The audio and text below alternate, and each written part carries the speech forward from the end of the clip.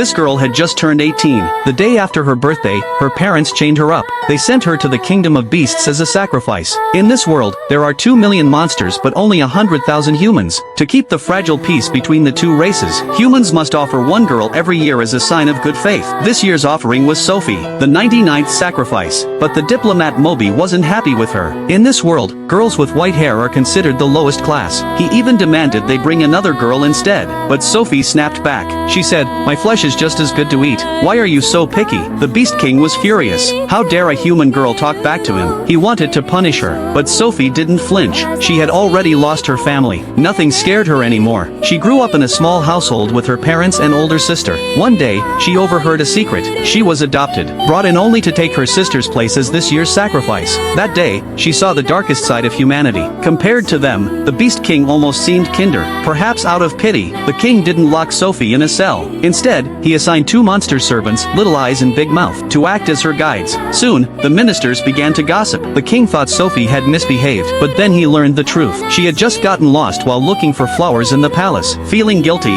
the king personally led Sophie to the last remaining flower garden in their world. The monster kingdom had been consumed by poisonous miasma for centuries, but this was the only place untouched. The king looked terrifying on the outside, but he was quietly protecting this girl, and Sophie began to understand. The king wasn't the man-eating tyrant the stories made him out to be. There had to be some mistake. She even made him a crown of fresh flowers, and placed it on his head herself. But at night, when thunder rolled, Sophie's brave mask would break. She would remember her adoptive parents, and cry silently. The king noticed, and with his soft, furry tail, he gently comforted her broken heart. But being a sacrifice was still Sophie's fate. The next day, she put on a wedding dress, smiling as if she were walking into happiness. She had no idea she was about to be eaten. She was led into a dark, underground chamber. The air was heavy, the shadows endless. Her heart raced. Suddenly, glowing eyes appeared in the dark. She was grabbed, stabbed, and her mouth was covered. But it wasn't the king. It was a rebel lizard monster. He hated the king, hated how he kept making peace with humans. So he wanted to kill Sophie himself, just to make a point.